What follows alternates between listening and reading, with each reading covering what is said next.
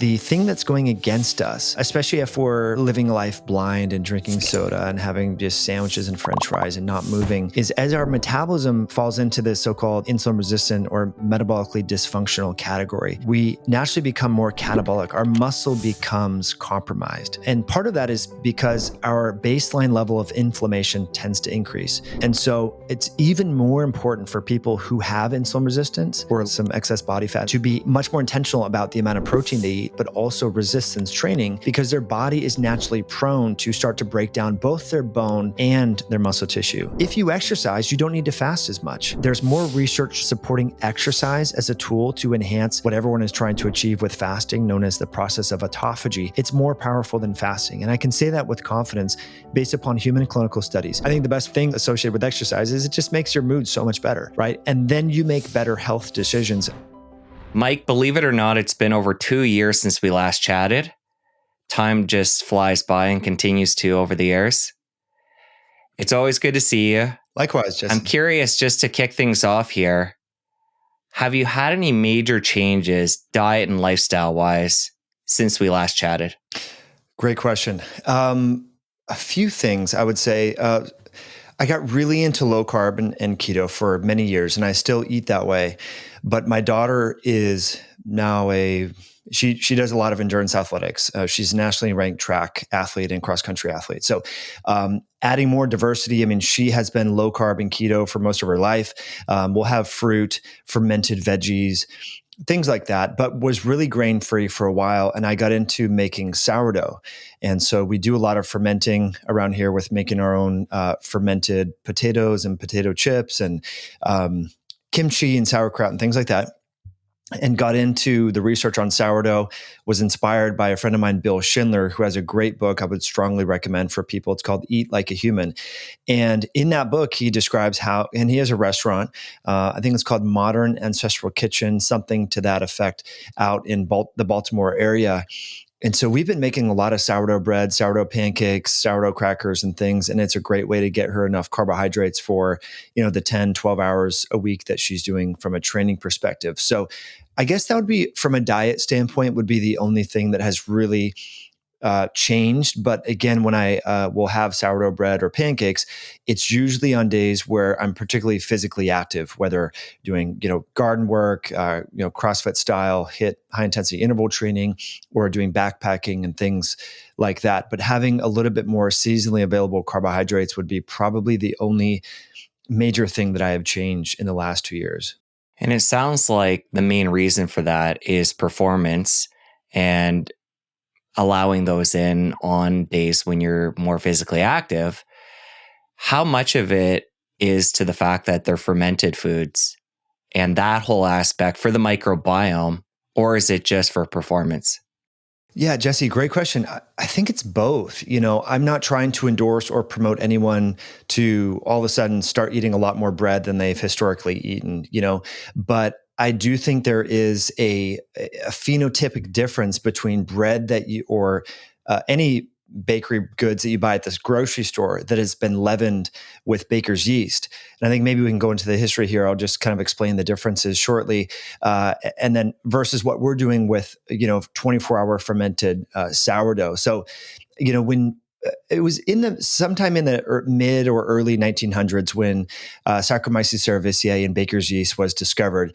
And this really, from a commercial standpoint, commercial bakers back in that era would spend 24 hours fermenting their dough and letting it naturally rise or leaven, as they say, with the bacteria and the yeast and so on. And so this was a time-consuming process. And in order to speed up production of baked goods, the bakers learned to rapidly, because when you add in baker's yeast, the bread products will rise much quicker, and it just speeds up production and volume and things of the sort.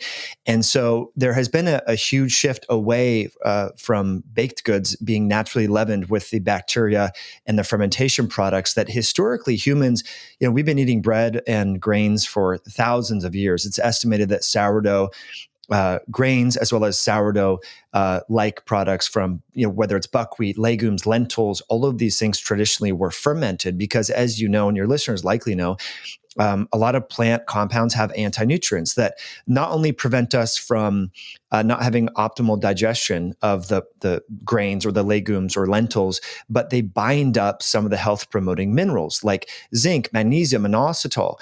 We talk a lot about a whole foods omnivorous style diet and why animal products or animal sourced foods generally have higher amounts of essential amino acids and iron and zinc and B12 and these different things. But grains can be a good source of micronutrients, but how people normally consume these grains in an unfermented fashion, they're not getting the accessible minerals, inositol, and these other health promoting micronutrients that are found therein.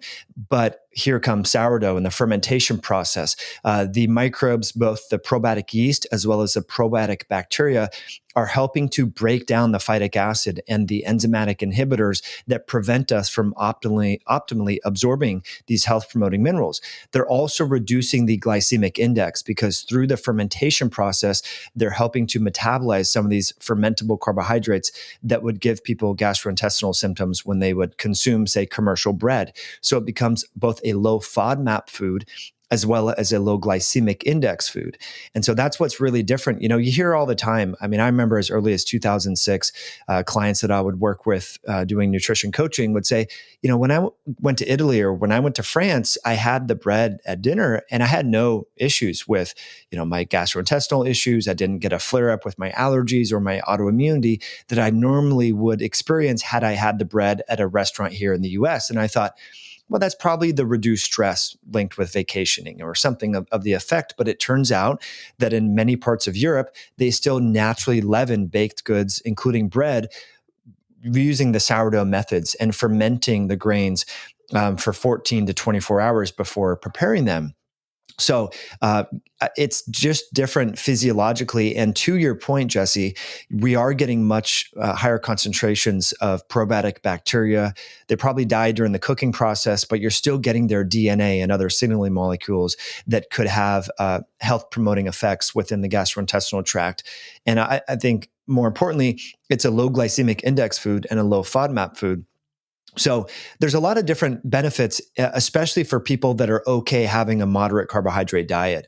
If their physical activity warrants that, if they're an athlete, if they're a young child, and if they want more variety in their diet. I think carnivore is popular, keto is popular. And for many people, they're fine eating ribeye steaks and eggs and butter forever, right? That's fine. I've eaten that way for a lot of years.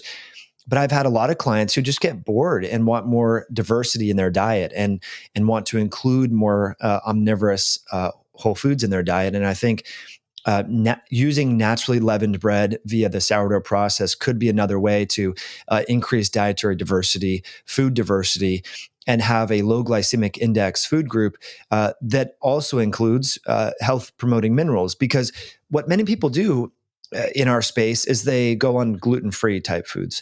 Siete Kitchen tortillas. I'm sure you just heard the news. They were just acquired by Pepsi, so who knows about their quality and things like that. So I found that the so-called gluten-free baked goods and things, they're still a high glycemic index food. Oftentimes, they could be almond based or sorghum flour or rice based or things like that. In my opinion, a fermented grain like einkorn flour or an ancient red wheat, hardy wheat I think it has more minerals, and you can get these locally. There's many non-genetically modified grain mills that are using ancient grains that we all have access to. But there's even going back to the Bible. I mean, you hear about breaking bread and having group meals and over bread only if it's been fermented. This was in one of the biblical texts, and I think that gets lost in the translation. We often demonize grains and so forth because of how they're produced here, especially in North America, and sprayed with Roundup or dried with glyphosate and things like that. But if you can find a local grain mill that's growing these organically and then ferment them, it makes a lot more sense to me. And it seems that we've been doing this based upon the research for at least 6,000 years. And when it comes to fermented bread, do you feel like you're getting anything the bacterial remnants or anything nutrition wise that you couldn't get from a more animal based diet? Jesse, great question. Again, I think it's a way to get carbohydrates and dietary diversity for people who can digest them and metabolize them, but need more carbs for their athletic levels or have young children in the household. I think it's just a better way. We were buying the Siete Kitchen almond flour tortillas or the gluten-free pancake mix. And, there's still a lot of sweeteners and sugars and erythritol and some of these things that can upset the tummy. And since starting to make, on the weekend, sourdough pancakes, we just feel like we digest it better. It tastes better. And it's much more affordable. I mean, as you know, food prices are just astronomical lately. A bag of organic einkorn flour costs $8, and you can make 2 loaves of bread and have pancakes with that versus a gluten-free flour from Pamela's Kitchen or whatever is like $13, so I think it's a little bit more affordable. But to your point, I do think there is some health benefits from a GI tract perspective. And there's been several studies comparing conventional bread leavened with yeast versus sourdough bread. And there's a lot, according to some of these controlled trials, a greater reduction in the symptoms in people who might be gluten sensitive to consuming sourdough bread versus the bread leavened with yeast. So I think now the other part of your question is if you're eating a carnivore style diet or a keto style diet, you can still get fermented foods without having to have grain products. You can have kimchi, sauerkraut. There's a lot of fermented foods that you can have. You can make your own yogurt, and that's another thing that by way of bread making, I was thinking, well, what else could I ferment? Well, you can ferment milk and make yogurt, and that's a really economically way to make amazing yogurt at home. I mean, if you buy a gallon of raw milk, where I live, it's about $10. That makes enough. It's like the equivalent of $40 of store-bought yogurt, right? And I know what's going into that. It's not ultra pasteurized. It's not homogenized. We have our yogurt starter. So every time we go to do it, and I've learned that from the mother culture of making sourdough bread, now we can just make our own yogurt on demand. I mean, it takes about, 12, 14 hours. I mean, there's a little labor involved, but we're getting much better yogurt products and all the beneficial bacteria and cultures in there that I think are supportive of human health. So one doesn't necessarily need to consume bread all the time and all that to maybe get the health benefits like we're talking about from a bacterial gut microbiome standpoint. But the process of rising the bread and seeing the active cultures, I mean, it's pretty amazing. If you just take flour and mix it up and make cookies, it's this real dense, kind of very starch-heavy material. But you take that same flour, add your mother culture, which is sort of your starter for the sourdough process, and let it ferment for 14 hours. It's really airy. It mixes well. It's phenotypically different. And then that's what you're actually cooking with. And I don't know. It's really an incredible process, and it gets the family involved. My daughter really likes to be part of the process as well, which I think is pretty cool. And then also, for hosting parties, I have a sauna and cold plunge and have people over, and, sometimes we'll have some sourdough bread after, along with the steak and some avocado, and people are just blown away at like, wow, this tastes so much different. I haven't had bread in years, but this tastes quite good. And I don't feel like heavy or weighed down or like I need to take a nap, which is often the case if you have store-bought bread. So You brought up Siete there, and one of the things I've been thinking about more recently is the exposure to things like almonds. And I know one of the varieties of the wraps is almond based. And for people that are eating a healthier diet and being conscious and making quote unquote better choices, if you're buying these wraps that are based with almond flour and then using, say, an almond milk, having almonds as a snack, we can get into these traps when we start to really narrow down our foods, and the diversity can really shrink quickly. And almonds is just a good example of that. no, I agree. And then, I like almonds as well, and we make almond milk at home. But almonds have skin on them, as many people know. You just buy store-bought almonds, you have the skin on the almonds, and that's really not well absorbed. almond skin has tannins and different anti-nutrients that can be problematic. The same compounds that are in red wine, which often give people a headache. It's not just some of the compounds that prevent, like there's different alcohols and things like that, and preservatives. I'm drawing a blank on it starts with an S, maybe in wine. I stopped drinking wine, so I can't remember. Sulfites, yeah, sulfites and different compounds. So it turns out that almonds do have anti-nutrients, and so the tannins are part of that. And so if you want to have almonds, for example, or make your own almond milk, and you can make your own almond yogurt too, is you want to soak and sprout the almonds ahead of time. And so that's one thing you can do, is just soak them overnight in water, peel the skins, throw them in the Vitamix with, say, 1 cup of almonds and 4 parts water, and you'll have amazing almond milk. But I agree to your point. It's like we can overdo even a healthy food. And sadly, in the case of almonds, if we want to pick on them, I'm sure you're well familiar with this. In California, I think it started in 2017. Most of the almonds are basically pasteurized. They're irradiated. They're heated. And so that's, I don't know, whatever microbes were on there, whatever fats. I mean, how is that adulterating the almonds? And so I think when we're preparing our foods via ways that humans have done for tens of thousands of years, it seems to be more harmonious with gastrointestinal health, metabolic health, and beyond. So yeah, I started to worry about that too. Like you said, we're having almond pancakes periodically, almond bread, grass-fed lamb wrapped in an almond tortilla. It seems like overload of, almonds. And then plus the cost of it is quite significant. So yeah, I think there's a way, ultimately, the big picture here is I like to steer my clients towards a omnivorous whole food style diet, and if that incorporates a little bit of grain products that have been fermented, I'm not concerned about that. I think if you look at radioisotope imaging studies from ancestral humans in parts of Africa and parts of Europe, humans have been omnivores for a very, very long time. And so it makes sense then that we start to eat in similar ways that our ancestors ate. And this fermentation process seems to be key in terms of helping to improve the bioavailability of the different micronutrients and helping to absorb the compounds better, and minimize the anti-nutrient load. I think the other part that I sort of mentioned is the bacteria, when you're fermenting, say, sourdough, naturally have phytase enzymes in there that will break down the phytic acid. And why does that matter? Well, phytic acid will bind up some of the minerals. So again, we're talking magnesium, iron, zinc, even inositol. I'm sure you're familiar with the research on myo-inositol and inositol for how it supports polycystic ovarian syndrome and metabolic health and even fertility. Really good research on that as a supplement, but you naturally will get inositol from fermented grains. And so that's another thing to consider. So you don't have to buy an additional supplement if this is just part of your diet.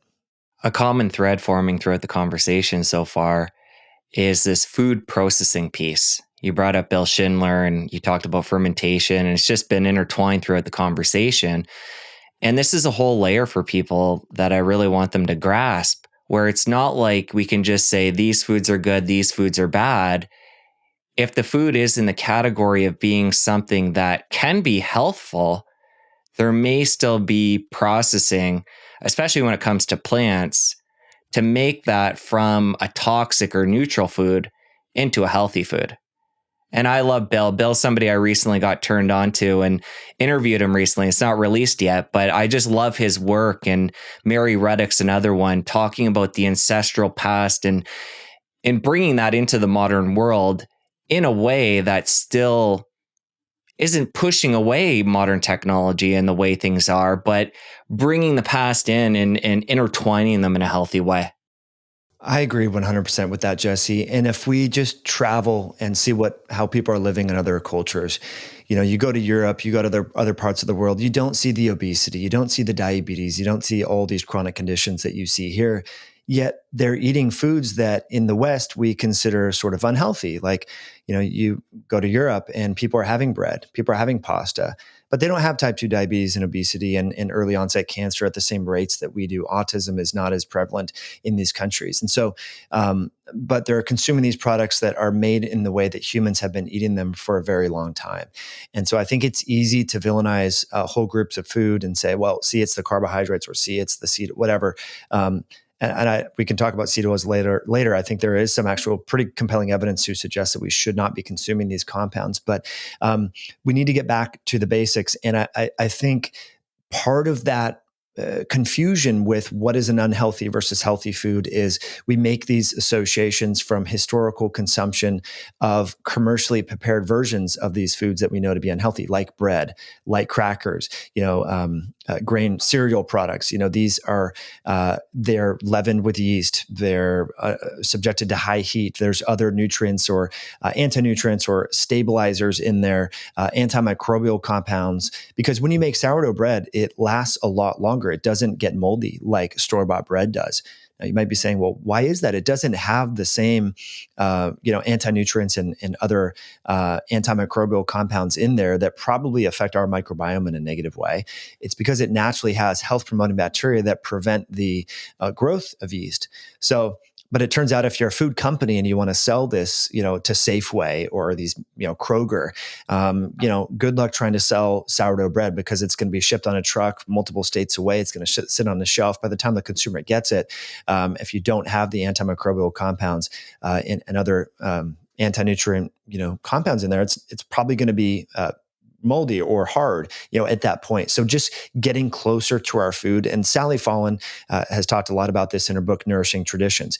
We like to talk about how, legumes and lentils and these things are unhealthy or have, phytic acid, for example, or oxalates. But again, if you soak and sprout these things, it's a totally different phenotype. It's a different food source to us, and we can improve the bioavailability. So yeah, just encourage people to have a little bit more of an open mind and explore, and over time steer themselves towards a omnivorous style diet if their exercise and movement and their lifestyle warrants that.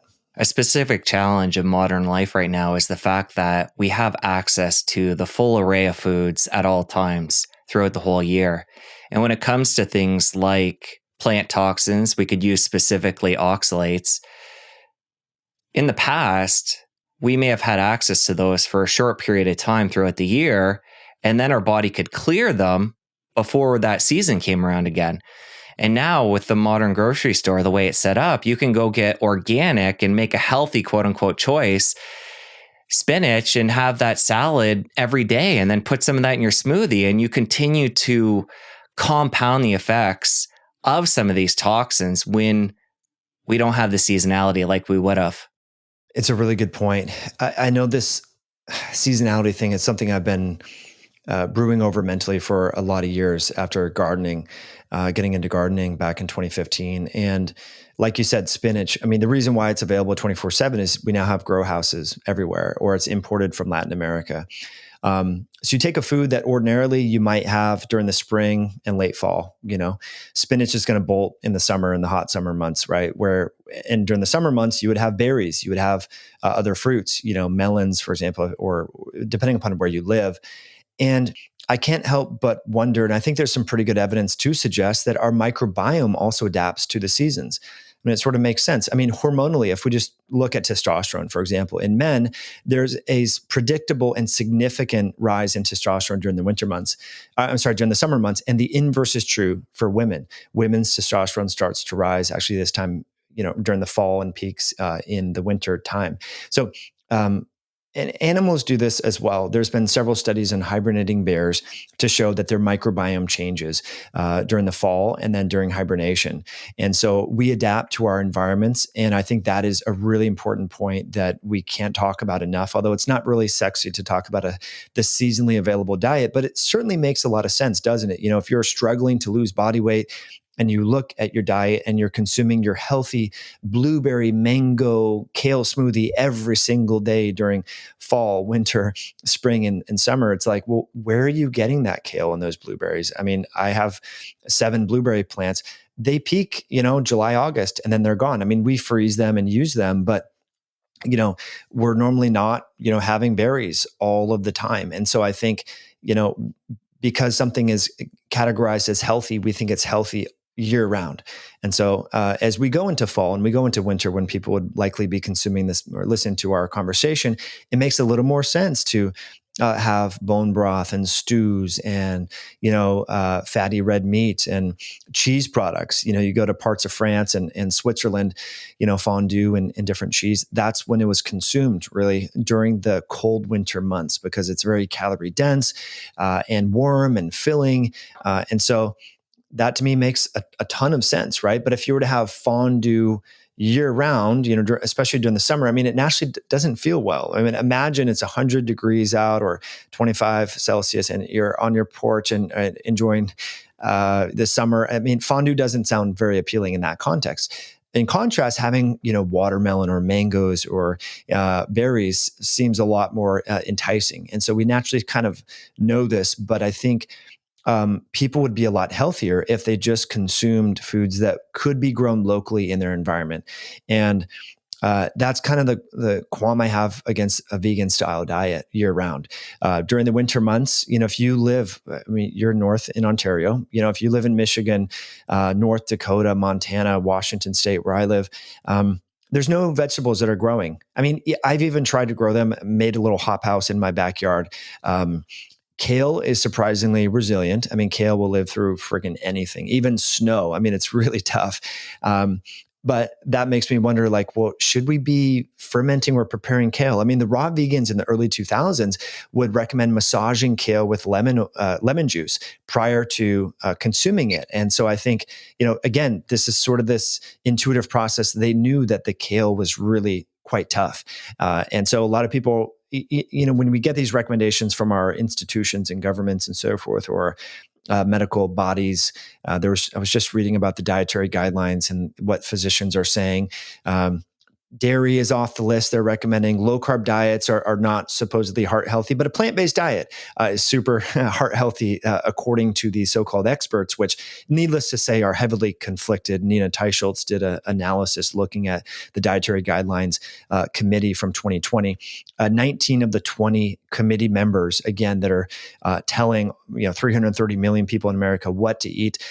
19 of the 20 have ties to big pharmaceutical companies or big food companies. And we're talking about Nabisco, Kellogg's, General Mills. I mean, there's Abbott Nutrition, Nestle Nutrition. These are not, small companies. These are major food companies that sell these commercial products that are not being prepared in the ways that we're speaking about here. So I think it's just good food for thought. If you're wondering, well, what should I eat? Think about, well, what could be grown or processed or harvested within a 100-mile radius of where I live during this time of the year. As we get into fall, squashes and tubers come into season. It makes a lot of sense then that we could be consuming squash and tubers and turnips and parsnips and beets and carrots. I mean, these are things that sort of peak, and Thanksgiving is coming up. This is what people would consume during Thanksgiving time, along with, say, lamb or pork or beef. And so to me, that just makes a lot more sense. And I think we could expand this point out to a lot of different areas in the health realm, such as light exposure throughout the year, and even how much weight we carry on the body, which ties to the food piece, where as human beings, we're trying to regulate everything, temperature throughout the whole year. And naturally, there would be seasonality to all this. I recently had a guest on who was a dentist, carnivore dentist, and he was talking about the fact that, and I had never thought about it this way, the fact that throughout a year, we should have different areas of time where we're bulking up and then thinning out. In the summer months would be when we can consume more before the fall, when there's that abundance of food. And then over winter time, food is going to be more scarce likely. And people would have had periods of time where they would have had less access and been able to naturally thin out and take their body through the full experience as a human being. So it's just interesting to extrapolate that out to all these different areas, different inputs that we can experience as humans. It's an amazing point, Jesse. And I remember reading a study in 2010 talking about temperature controlled environments. And there's actually really good research to show that people who live in temperature controlled environments, particularly in the southwest part of the country, when it's hot in the summer, they have the air conditioning on. When it's cold, they have the heat on. And there's nothing wrong with modern conveniences, of using the AC necessarily or heat. I'm just providing this example. But if there's no variability in temperature, that can cause our brown adipose tissue to become dormant and metabolically inactive. So to your point, I think we should embrace the cold a little bit, or embrace the heat if you live in a hot environment during the summer months. And so when we sort of artificially manipulate our environment, and we see this with streetlights, I mean, there's pretty good research to show that when individuals live in urban environments where there's a lot of streetlights and artificial light, there are higher rates of mental illness, higher filling of antidepressant and anti-anxiety and psychoactive medications, higher rates of autism, all these conditions. So I think we can't separate out, light from this conversation as well. And so, and we can talk about sleep. During the summer months, I mean, you naturally might notice that you sleep a little bit less, because you're up, you're out, you're in the garden, you're doing things at night, you're having people over, you're outside. You might go to bed at 10 or 11 o'clock and wake up when the sun starts to rise around 4:30 or 5 and feel just fine. But if you do that during the winter time, you might notice like, wow, that's not enough sleep. I need a little bit more sleep during the winter months. And the nights are longer, so I think, applying circadian hygiene to this seasonal conversation makes a lot of sense. As we get into the shorter days, longer nights, we should be a little bit more intentional about artificial light exposure during nighttime, and wear blue light filtering glasses, or swap out those compact fluorescent bulbs for incandescent bulbs, and just be a little bit more mindful and trying to go to bed a little bit earlier and sort of rest and recover. So that makes a lot of sense to me. And on the flip side, even if it is a cold winter, sort of dark day, just getting outside and embracing that cold, going for a walk, exposing your eyes, even to a cloudy day, is going to be sufficient light intensity to help create more sleep pressure later in the evening time. So I recommend my clients get a photometer. You can buy these. There's actually apps on the iPhone now, or you can buy them on Amazon. They're like $29. There was a consensus statement paper from Stanford University in 2021 finding that we need at least 500 to 1,000 lux during the daylight hours, which you get much more than that just going outside, even on a cloudy day. You might get 10,000 lux on a really bright sunny day. I have a Garmin watch that will actually enumerate the lux, which is really cool. So it will kind of tell you, this is the Garmin Tactics. There's a Garmin Phoenix. But when I wear this outside, it will tell me, how much light I'm getting. And that's kind of cool to see on a day where I do like a 2-day backpacking trip. My luck, the amount of light that I get is like orders of magnitude higher compared to a day where I just work out inside and then maybe take the dogs for a 20-minute walk. I mean, it's really quite impressive. But, I don't know. I think we need to be much more intentional about all of these different things that we've been talking about: quality of food, how it's prepared, was it sprouted or soaked if it was a grain product, was it fermented if it's a grain product, artificial light. And I think using the lux meter really helps you realize that at night, you need to be less than 50 lux in the 2-hour window before bed. And so what does that look like? What is 50 lux? Get an idea, and sort of see. And so that means turning off some of the lights, not looking right at your iPhone, and making sure your bedroom is pretty dark. You want to get as close to 0 lux as possible in your bedroom, which means blackout curtains. It means no TV in the bedroom, not looking at your phone before bed. That's going to be optimal for helping to sync our biology with our environment, which I think really, if you break down chronic disease, that's ultimately what is causing disease. Our biology is in a mismatch with our environment, from a circadian rhythm perspective, from an exercise perspective, from a food perspective. So if we can just get closer to that, that's where we're going to achieve optimal health and be free of these diseases. And I can see how somebody who this is all new to could feel overwhelmed with all the detail and the quote unquote minutia we're getting into. But the truth is, our world is a really radical place these days, and we need to do radical things to live in it as close to what our ancestors would have had input wise. Even things like your watch, where it's showing, the modern technology showing the lux. And it can seem like we're going overboard with all this. But when you really stand back and look at it and look at the world in the 21st century, things have gone crazy. And unfortunately, we need to be radical to work our way back and get the right inputs to this biology that we're in charge of. Jesse, you bring up a great point. And all we have to do is look at some statistics. I mean, I don't know about you, but when I was in middle school, I remember learning in biology class about diabetes. It was clearly characterized as adult onset diabetes, right? You have type 1, which is an autoimmune condition where your immune system attacks your pancreatic beta cells. That was clearly known as type 1 diabetes. And then you had this type 2 or adult onset diabetes. We didn't, I was in middle school in the 1990s, right? There was no maybe there was a handful of children in the US with full-blown type 2 diabetes at that time. But now the increase in diabetic conditions in children, this is unprecedented. This is historically brand new. And so I think we need to also look at things like early onset cancer. Cancer used to be a disease of aging. You didn't hear about 28-year-olds getting metastatic breast cancer or cervical cancer or lung cancer or intestinal cancers. If you just look at millennials and Gen Z, these are individuals born in these different generations. Millennials use medical services orders of magnitude more. It's like 3 to 5 times more compared to older generations. We look at testosterone levels and fertility rates in Gen Z and millennials.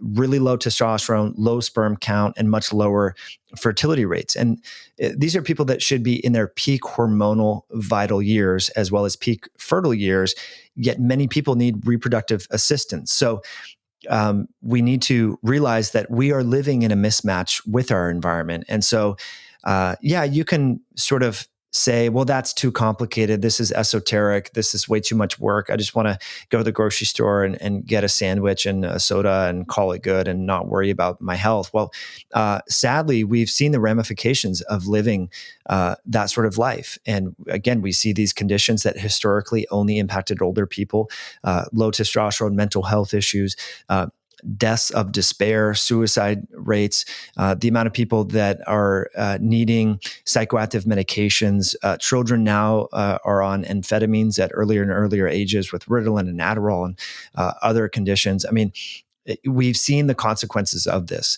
And so I think it makes sense that we take this pretty seriously, because if you look at, how much we spend on chronic disease and the disability associated with that and the reduction in life expectancy, health is all we really have. If you look at Steve Jobs, created a litany of amazing products, had at his time one of the most wealthy people in the world, but unfortunately died quite young because of a disease of metastatic pancreatic cancer. So, health is really all we have at the end of the day. And unfortunately, what we see is a lot of people don't put the emphasis on preventing chronic diseases like they do preventing acute illness.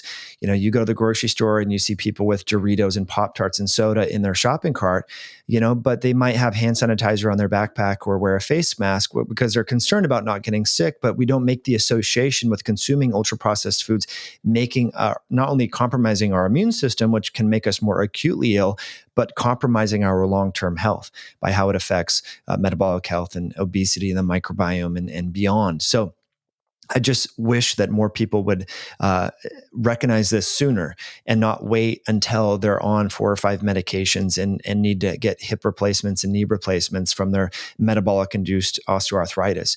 It's like we need to, just keep waking people up to the fact that if they just change their diet, their lifestyle, their sleep, their exercise, they can be free of many of these chronic conditions and not have to be a cog in the mainstream medicine wheel.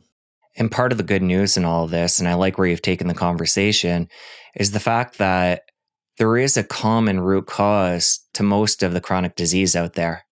This metabolic health, type 2 diabetes, insulin resistance, basically a continuum where people are getting more and more metabolically unhealthy. And there is a pretty straightforward map that we can give people to work their way back. So let's talk about metabolic health, and you're the perfect guy for this, Metabolic Mike. Let's give the overview of what that is, and then we'll give people that map how to work their way back. Jesse, it's a great question, a great point that we need to really drive home. The way to think about metabolism and metabolic health, I like to create parallels with finances. If you have $25,000 in credit card debt, and then you're going to go on a trip to Fiji with your buddies and throw it on a new credit card, you're going to have a lot of financial debt, not really making good decisions when it comes to finance. And unfortunately, our metabolism is sort of like the currency of our body. Our cells need this form of energy known as ATP. And ultimately, the reason why we eat, the reason why we breathe, is to make this cellular energy. And so we want that process to be more efficient and flexible.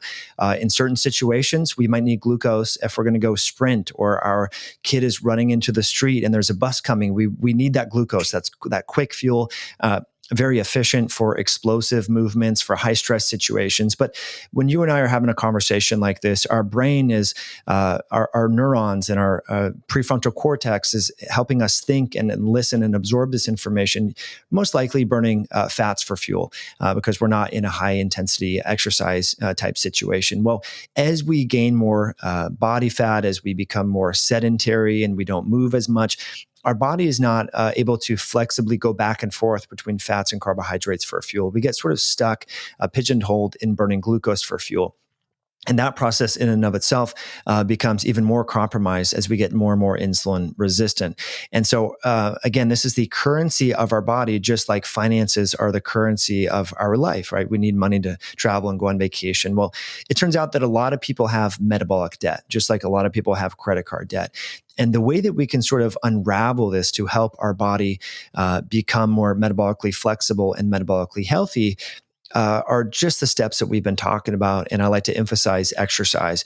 And exercise, I think, and just actually walking. There's really good evidence to show that just walking 9,000 steps per day can do wonders for our ability to burn fat for fuel, to burn body fat, to help support our blood sugar regulation, which it is really important.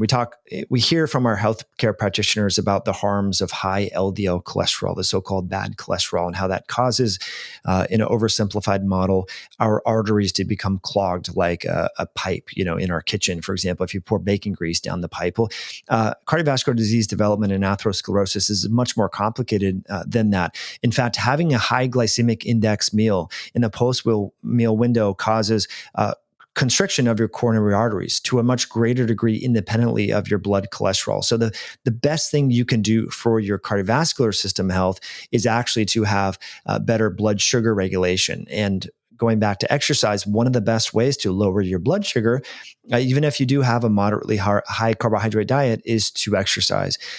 People have worn continuous glucose monitors forever. I remember the first time I was wearing one getting into this in 2017.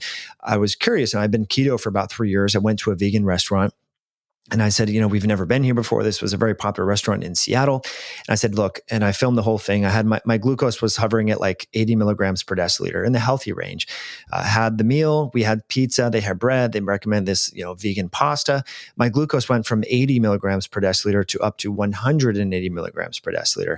And I know it's just a one-off evening, but I was concerned about my health. Like, I can't go to bed with a glucose like triple what it normally is. So I took my dogs for a brisk 15-minute walk. My glucose dropped back down to 85 milligrams per deciliter. And I didn't eat anything, didn't take any supplements, just went for a walk. So when you move your muscles, your muscles are actually a glucose sponge. About 60 to 100% of post-meal glucose is deposited in your skeletal muscle. I think a lot of people don't recognize that. And this is why we talk a lot about protein and strength training, because as you get older, you naturally catabolize your skeletal muscle. You start to lose muscular strength. You start to lose muscular size. The fibers change in your muscle tissue. This is why resistance training and exercise are so important throughout your lifespan. From the metabolic health standpoint, the more muscle you have and the healthier it is, the more what we want to avoid when it comes to metabolic health is the peaks and troughs and the so-called variability in our blood glucose levels. So we want more constant, more stable blood glucose. We want to avoid the massive swings. The massive swings are where we run into problems from an inflammatory standpoint, an oxidative stress standpoint, and also chronic inflammatory standpoint. So that's really important that we minimize the variability. And so how do we do that? Well, I think it makes sense that most people consume a low or moderate carbohydrate diet. Definitely not have any sugar sweetened beverages, store-bought baked goods. I mean, this is maybe a weekend treat once a week, things like that, maybe a cheat day, if you will. We want to minimize those processed foods, sugar sweetened beverages, and baked goods. And also every day, try to walk at least 9,000 steps per day. I like to tell people about this researcher at UT Austin. His name is Edward Coyle. And him and his colleagues have run a number of different experiments on study subjects that I think are worth talking about. A lot of people are like, yeah, I don't walk that much, but I go to the gym. I do a spin class, or I go to Orange Theory or F45. All that is great. It's movement. It's fantastic. But if you don't at least walk 6,000 to 9,000 steps per day, you're actually not burning as much fat during those classes compared to people who do. And I think that's kind of eye-opening for a lot of people and really important. And so they've done some experiments where they relegate people either to 2,000 steps per day, which the average American walks around 3,000 steps per day. And so they wanted to simulate this in a lab, and they had 3 different arms here, the 2,000 steps per day, the 4,000 and 8,000 steps per day. They relegated people to just walk those steps for 3 days. Then they had them do a 60-minute zone 2 workout where really we should be burning a lot of fat for fuel. Like we went back and talked about burning fats versus burning carbs, at rest.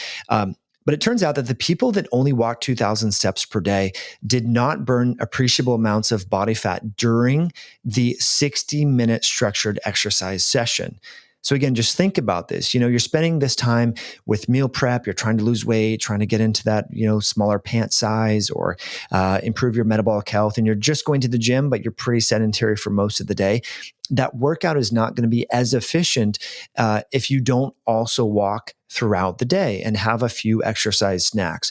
And this is very simple. Just think, if you eat 2 or 3 meals a day, you want to take a 15 to 20 minute walk after you eat, and you can get your family involved. You can take your work calls, instead of sitting on the Zoom meeting of your work call, go outside or get a stay-at-home desk or a treadmill and start to move during those work calls. And these exercise snacks are actually quite efficient at not only burning fat and keeping your blood sugar low, and that ties into metabolic health, which is really important. I mean, people have heard the statistics here in the US, about 93% of adults have some degree of metabolic dysfunction. And that is related not only to their blood sugar health, but also their visceral adipose tissue, their lipid levels, and beyond. And we can talk about blood tests later and triglycerides and why that's important. But if this is a very simple fix, Jesse. I think everyone should have a pedometer of some kind, whether it's a Garmin watch, an Apple Watch, a Fitbit. We should be enumerating and tracking our steps. I mean, this is just basic 101. And, if you're not getting the 8,000 to 9,000 steps per day, not only will that make fat gain more likely, not only will that make, blood sugar dysregulation more likely, but there's a meta-analysis by Bannock et al. Where they looked at, I think it was like 17 different studies that have been long-term cohort studies where they're tracking people over time and looking at their health complications over a long period of time. And using the pedometer data, they found that when people don't walk at least 9,000 steps per day, their risk of developing a lot of common conditions, from sleep apnea to gastrointestinal reflux disorder, joint pain, depression, diabetes, heart disease, high blood pressure, all the conditions that most people go to primary care doctors to get some sort of resolution with, their risk is significantly higher compared to if they just walk 9,000 steps per day. And breaking that up into small chunks makes it achievable, attainable. Oftentimes you feel better. Oftentimes that work meeting or that Zoom call, that's the obligatory thing you have to do for the boss. It's much more enjoyable if you're just out going for a walk. And then you can kill 2 birds with 1 stone, so to speak. We talked about the importance of daylight. You're walking and getting your sun exposure, which might help with vitamin D synthesis. It might help with circadian rhythm health and sleep later in the day. I can't tell you how many clients I've worked with over the years that say, particularly postmenopausal women, sleep is really a challenge during menopause, as you likely know. People say, well, I've tried this sleep drug. I've tried Ambien. I've tried L-theanine. I've tried GABA. Like nothing can help me sleep. I mean, this is a common thing that we hear. And oftentimes I recommend oral progesterone.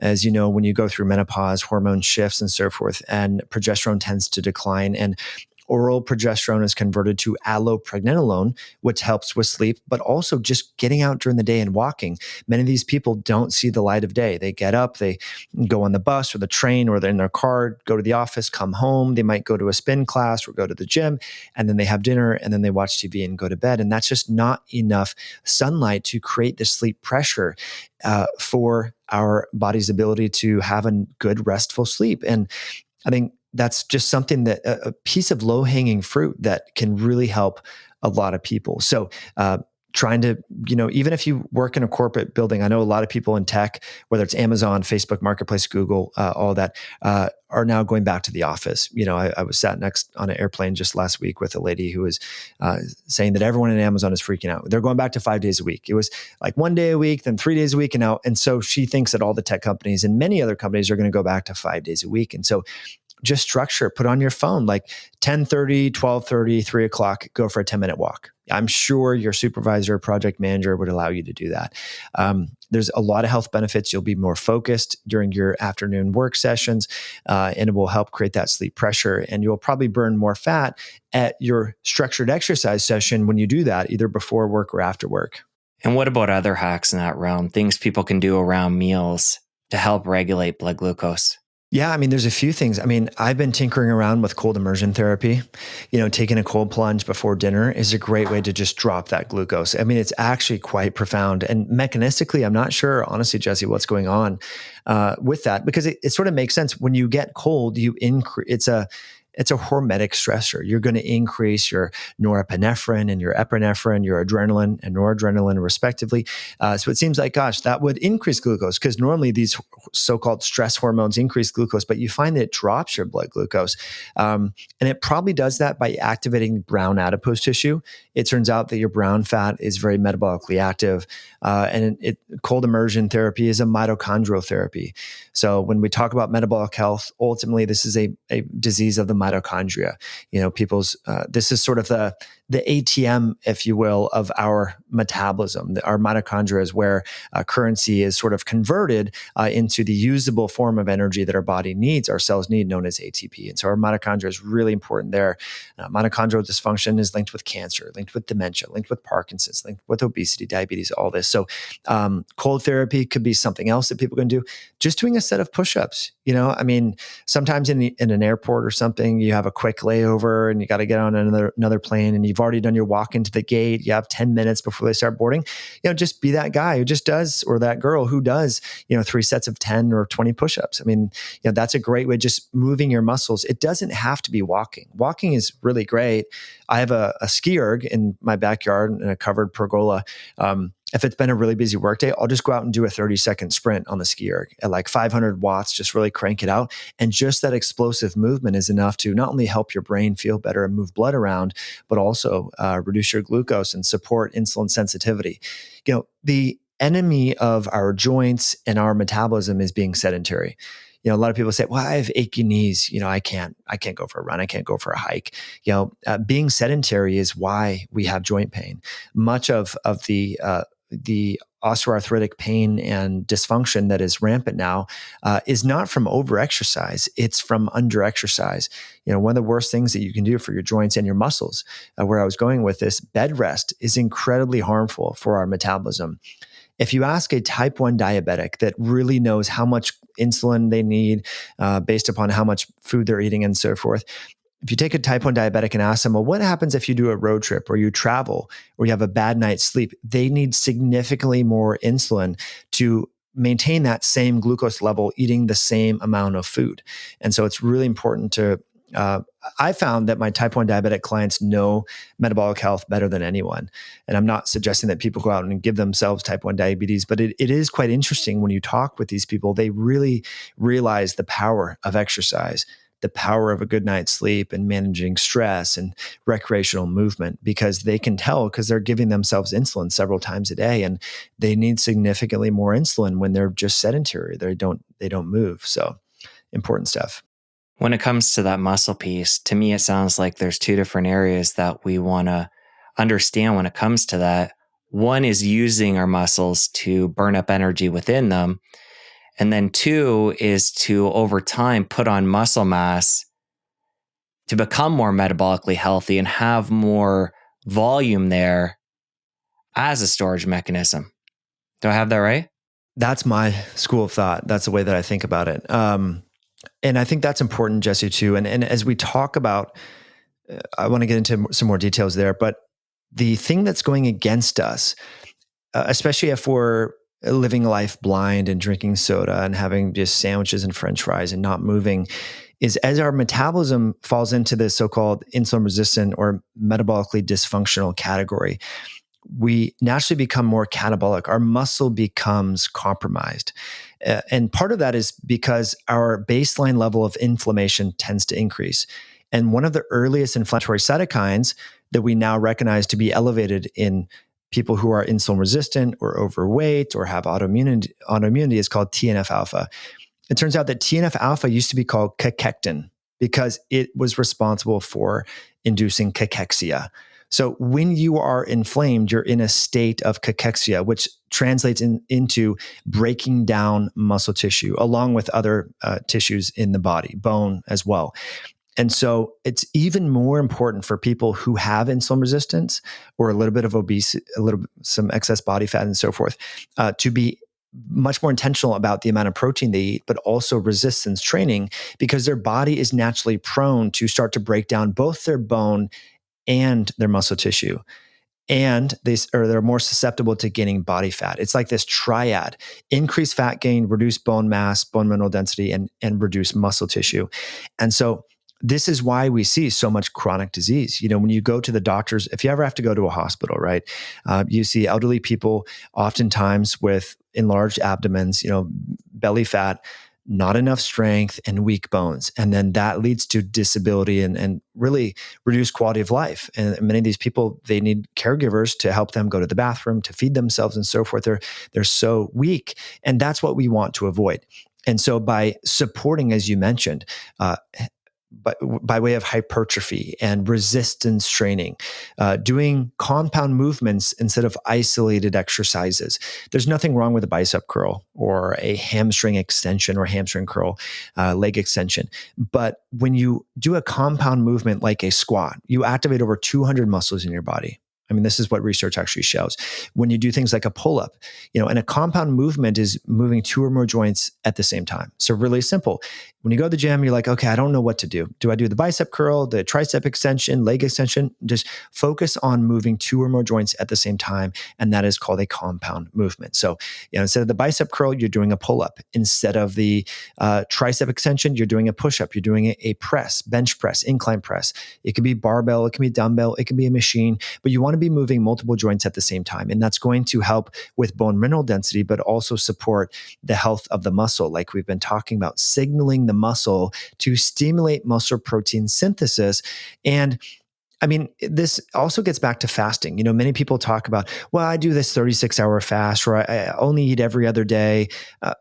Fasting is great. I've been doing fasting for a long time. Tons of research on that. Jason Fung has really helped us better understand the importance of fasting. But if you exercise, you don't need to fast as much. The first modality and actually there's more research supporting exercise as a tool to enhance what everyone is trying to achieve with fasting, known as the process of autophagy. Exercise is the best autophagy tool that we have. It's more powerful than fasting. And I can say that with confidence based upon human clinical studies where they randomize people based upon their baseline VO2 max. Your VO2 max is a great assessment of your overall fitness level. So they age-matched groups based upon VO2 max. Low VO2 max people were more sedentary. They're a little bit more overweight in this study compared to high VO2 max people. They fasted both arms of the study, low VO2 max, more sedentary people versus high VO2 max, more fit people, to fast for 36 hours. Every 8 hours, they did a biopsy in their muscle tissue to look at autophagy enhancement. It took a full 36 hours for the low VO2 max, the unfit people, to get the same degree of autophagy initiation that the fit people got in just 12 hours of fasting. So if you're like one of these people that's really into fasting right now, some people kind of discover fasting along with keto, and all that is great, but when you exercise, you make your fasting machinery much more efficient. And so then when you pair the two together, if you exercise and do fasting, or use a fasted exercise session to accelerate your fast, that's even better. And so it turns out that there's so much carryover and crossover when it comes to exercise as a tool to enhance all the different things that we've really been talking about here. So I think this is important because when we hear about muscle, you mentioned, having bigger, healthier, stronger muscles. I think most people conjure up aesthetic images and they need to look like Arnold Schwarzenegger or something like that. And that's not what it's about. Muscle is an organ just like your thyroid, just like your pancreas, just like your brain. It's a metabolically active organ. But unlike your thyroid or your pancreas, you don't need to consciously think about releasing thyroxine from your thyroid. You don't need to think about releasing glucagon or insulin from your pancreas does that based upon how, the time of the day for your thyroid. You get up in the morning, you're going to have more free thyroid compared to later in the day, for example. Same with men and their testosterone. It just naturally happens early in the morning. You release testosterone. Your muscles are an organ, and they release at least 26 different myokines and exokines and signaling molecules. But this organ is only primed if we move it. That's an important point. So your muscle is a health-promoting organ, releasing brain-derived neurotrophic factor that helps your brain form new memories and enhances memory consolidation. Your muscles release these little spherical compounds that help to signal your fat cells to start to break down and release stored fat, right? But these things only happen if we move our muscles. And getting back to what you're saying with resistance training, not only will you help your muscles become bigger and help shift the balance to a more anabolic state versus being in a more catabolic state, but you can also reduce inflammatory signaling molecules. Your muscles actually release specific myokines that prevent cancer.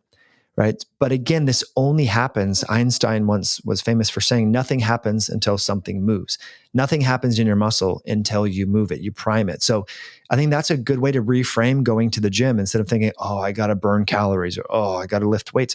Yeah, you're priming this organ that's going to release a litany of signaling molecules that will help your brain, reduce cancer, make you feel better. Most importantly, I think the best thing associated with exercise is it just makes your mood so much better, right? And then you make better health decisions. I remember a study I was reading about college students where they wanted to see what effect exercise would have on just discretionary calorie intake and overall diet quality.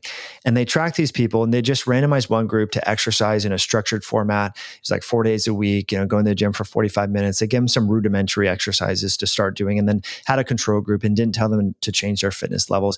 And they also looked at diet diaries and how these people, and so there can be some quality differences, and stuff in this type of study. But I think they had enough people in the two groups to come to some interesting conclusions. They found that the people who exercised had less processed foods, less sugar sweetened beverages, less discretionary food items like baked goods, cookies, crackers, and so forth. They naturally just ate better because they were exercising.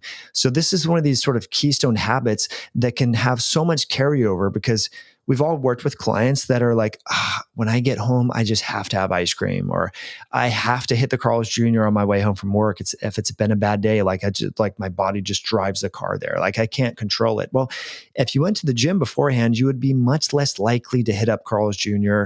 or to wolf down that pint of ice cream, right? Because you're like, look, I went to the gym. I'm the type of person that exercises, and people who exercise don't binge on French fries from Carl's Jr., right? We have a protein shake, or we have a steak, or whatever. So that's the cool thing about this, is it has carryover directly but indirectly in other decisions that are linked with health promoting behavioral change in our life. Yeah, I totally hear what you're saying and agree with you overall. There would probably be a small percentage of people that would feel like, I've earned this. I can go home and have the ice cream after going to the gym. Just to be fair, there would be those people as well. Well, okay. And I happen to be one of those people. And so that, the cool thing is, the more fit you are, the more buffer room you have to afford to not eat like a zealot all the time. I mean, that's the cool part is like, if you go for your walk, you go for your run and you lift weights, or you go for a 28-mile hike or something like I do all the time on the weekends in the summer, you can have your ice cream, you can have your cookies. I just did my DEXA. My body fat percentage hasn't changed since 2018. I've built muscle, have a slightly more body fat in general, but my percentage based upon the amount of muscle that I have is the same. And so it's 12.7% body fat. Now, I don't track calories, don't do anything. We have ice cream. We have sourdough pancakes with maple syrup on it. Like, not super strict on the diet front, but it hasn't, I'm not paying the price for it, so to speak, if you will. So because, recreational activity is just part of like part of my being, and so you have more flexibility. And that's what I like to get people to get to that state where they don't have to track that's not a good way to live, as you know, Jesse, where you're tracking every macro. Oh, I can't go out to dinner because, they're not going to eat the food that I want, and become antisocial and all these things. Like, when you become more fit this way, you have so much more buffer room, and your metabolic health is not going to be compromised as a consequence of that. Now, is that ideal? Is that optimal? I'm not sure, but I have a young child and like to, just sort of not be super strict all the time. And if she has a great track meet, it's like, hey, let's go get ice cream and not feel guilty about it. It's like, hey, we're going to walk later. You know that, right? She's like, yeah, cool. So enjoy a little ice cream, go for a walk. Like there's that trade-off. I totally agree with you. I want to come back to the exercise and autophagy piece and hone in there. So the way I understood that, when we exercise, we're priming the muscle, we're bringing down the threshold in which we can enter autophagy, so it won't need the same amount of fasting to get to that point. Is there any specific autophagy happening during the exercise itself, or is it just bringing that threshold down for when we're fasting?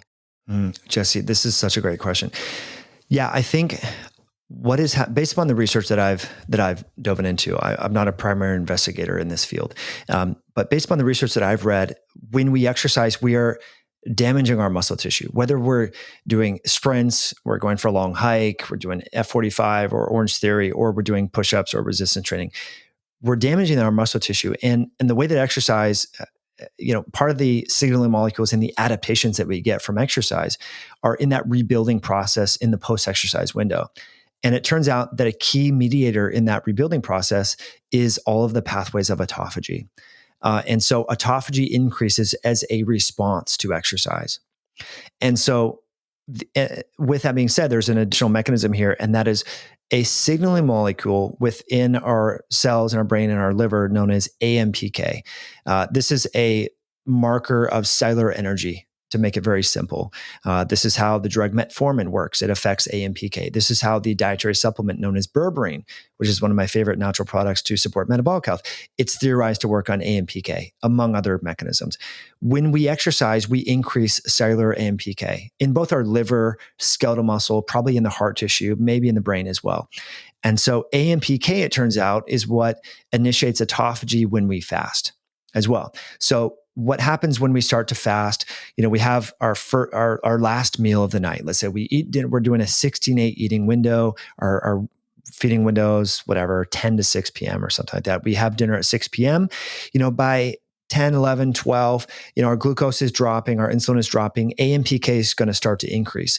Well, people who exercise, their signaling molecules of these autophagy initiation drivers, the gas pedal to stimulate autophagy is AMPK.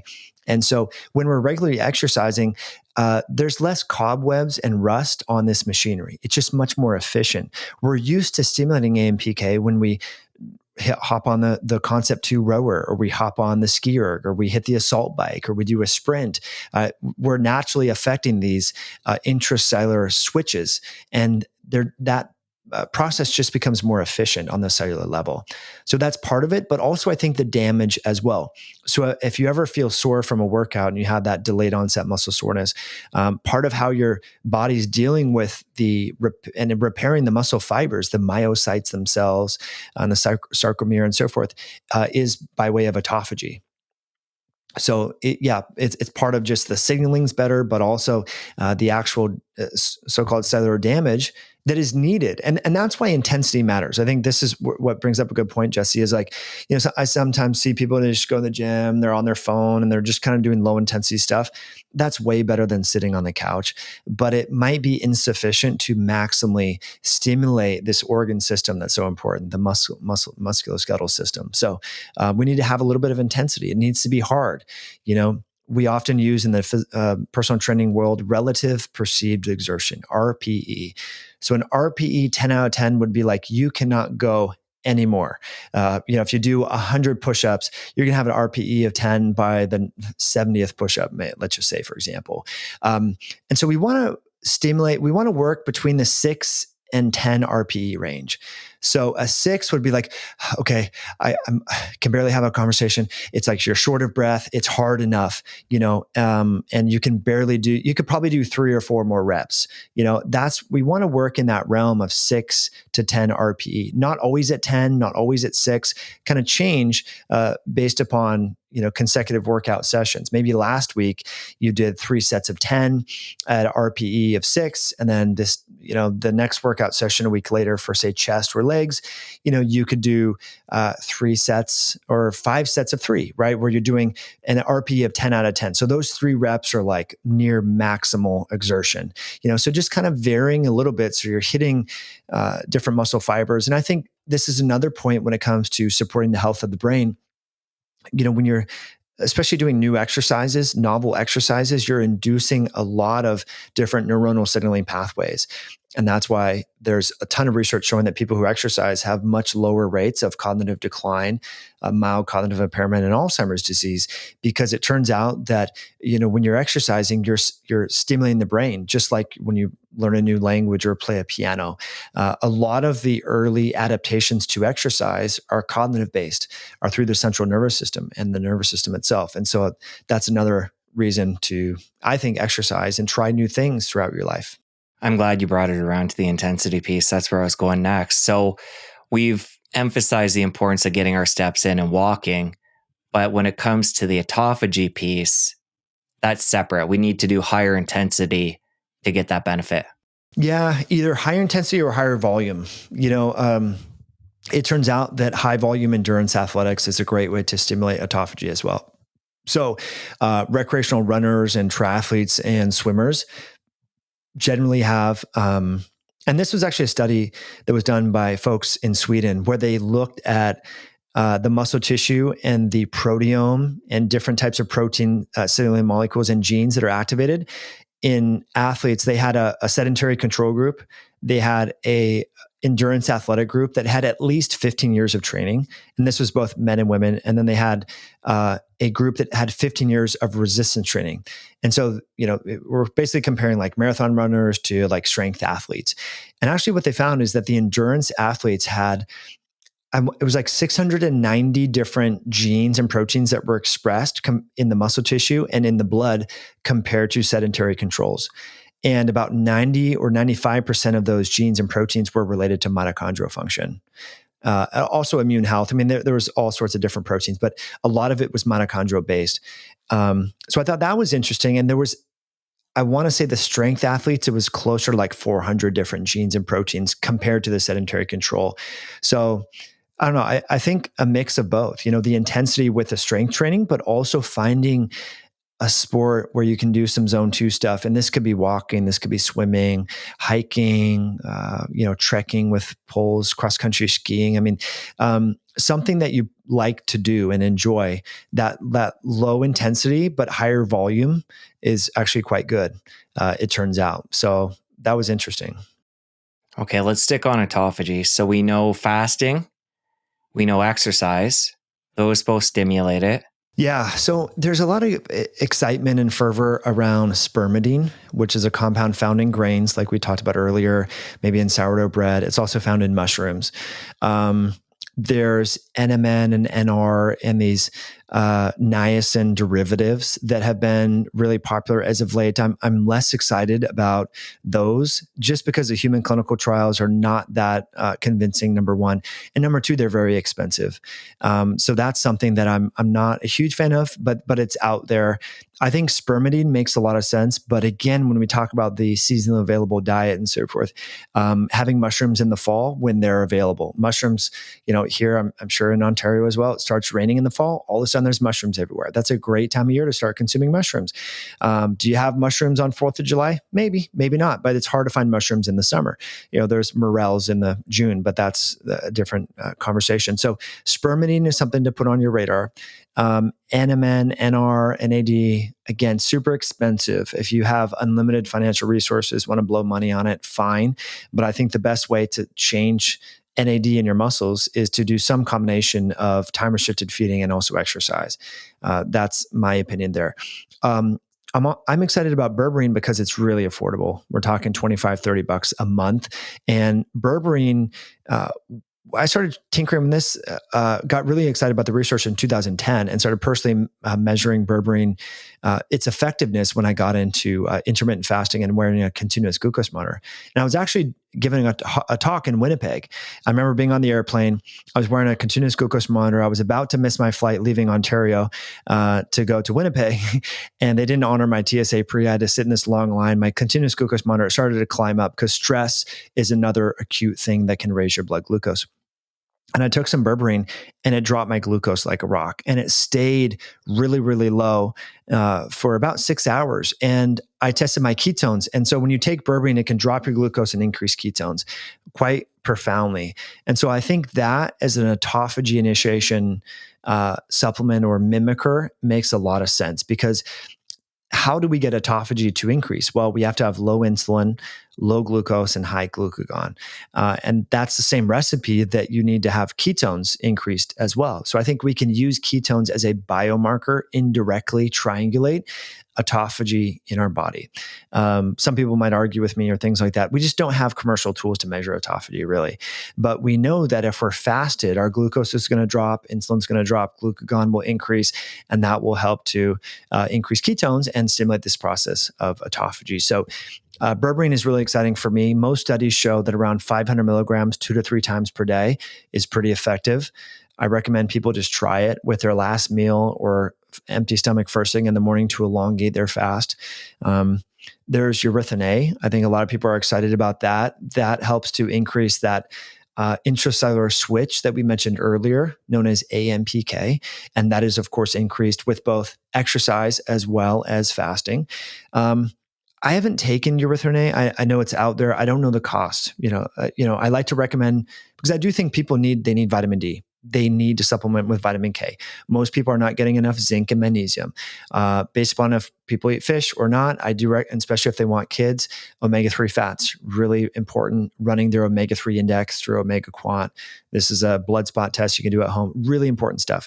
There's some foundational things that people need, and then to throw on NAD and NMN and urethrin A, we're talking hundreds of dollars a month. I'd rather people spend 50 or 60 on fundamentals and put that other food towards grass-fed beef or a gym membership, So not super excited about urethrin A. I have heard of some people getting pretty good benefits from it. I've never personally supplemented with spermidine, but I eat mushrooms and we have sourdough. I'm confident there's enough spermidine in that for me. There's the drug rapamycin, I'm sure you've heard about. Alan Green is a medical doctor in Long Island. I interviewed him. He has a clinic, rapamycin clinic, I think is the name. This is a drug that I think can be helpful, not just for autophagy, but for people with the ApoE4 genotype. And so these are individuals that are at genetically higher risk of developing Alzheimer's and mild cognitive impairment. It turns out in his clinical experience, ApoE4 genotype individuals tend to respond better long-term to rapamycin low dose. So that's something to consider. Metformin has been theorized to increase autophagy. This is a drug that is derived from the French lilac plant, just like berberine. This is it's a pharmaceutical, but it's essentially a natural product. So that could be used as well. But in my opinion, berberine has a 3,000 year use in traditional Chinese medicine and Ayurvedic medicine. It works very similarly to metformin, and several studies in India comparing berberine to metformin don't see much of a clinically significant difference in metabolic health and blood glucose parameters. So I steer people towards that more often. But those are the categories of things that I would suggest. I mean, people go down the rabbit hole of this old oncology drug known as dasatinib and quercetin as a protocol to stimulate and purge some of the senescent cells. And similar to in people who have metabolic dysfunction, they might have an accumulation of immune cells that are aged, and these are called senescent. These are rusty cells. And these cells are problematic because they recruit other healthy cells to become rusty or senescent. And these cells are very curious because they normally, when a cell becomes dysfunctional, there's a deficiency of autophagy. They accumulate intracellular proteins. Their cell membranes are damaged. Their mitochondria is dysfunctional. Normally, those cells would apoptose and die and not be a problem. But as we get older, we start to lose this natural apoptosis process, and these senescent cells accumulate, and they recruit healthy cells to behave badly as well. And this can be a very serious problem, especially when it comes to immune system health. And so there are protocols like enhancing autophagy we've been talking about, and people are using senescent therapies like dasatinib and quercetin and other peptides to stimulate that. So I think that's a little bit more experimental at this point, but the 4 or 5 that I mentioned, and I personally think berberine makes the most sense, along with exercise, and possibly vitamin D, vitamin K, as natural tools to just overall support metabolic health and get some of the benefits from that and stimulate autophagy that way. So just talking about fundamental supplementing, you mentioned vitamin D, vitamin K, omega is something people might want to consider.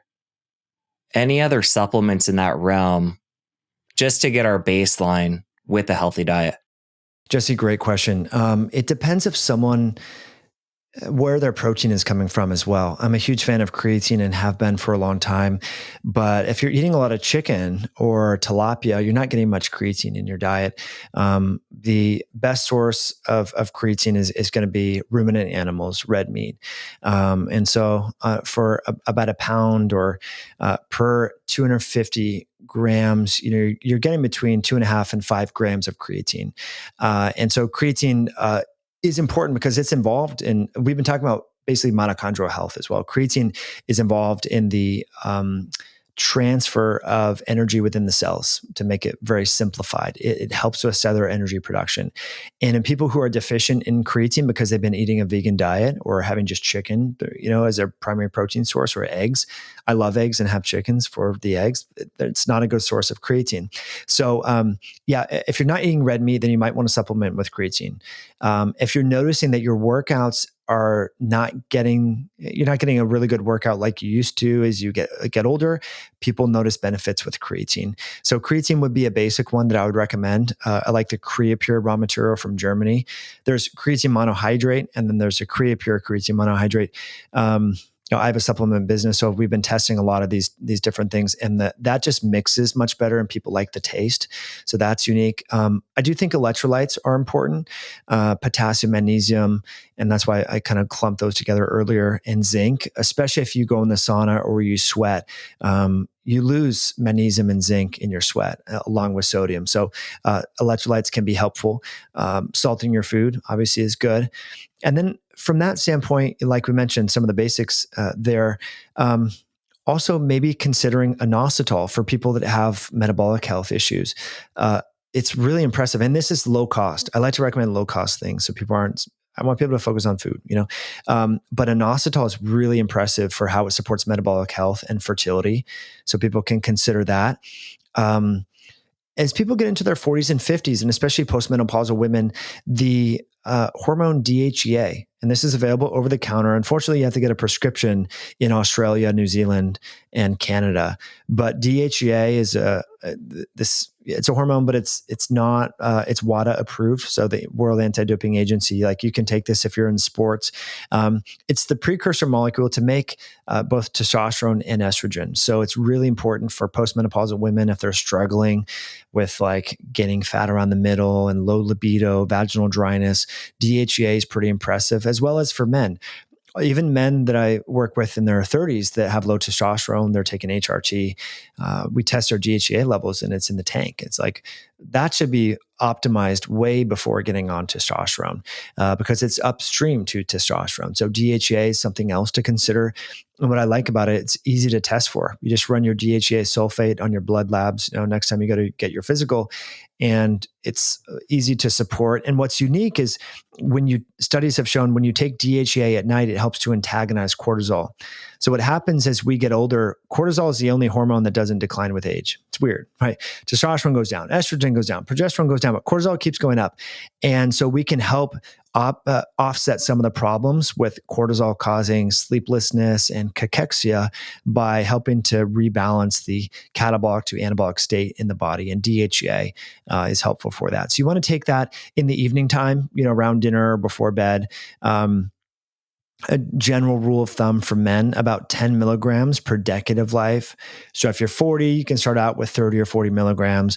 You're 50 milligrams, and so forth. Women need about only 10% of that. So if women are 40, they can start out at around 2.5 milligrams. Or I'm sorry, closer to 10 milligrams. But women need to be cautious with that, especially before menopause.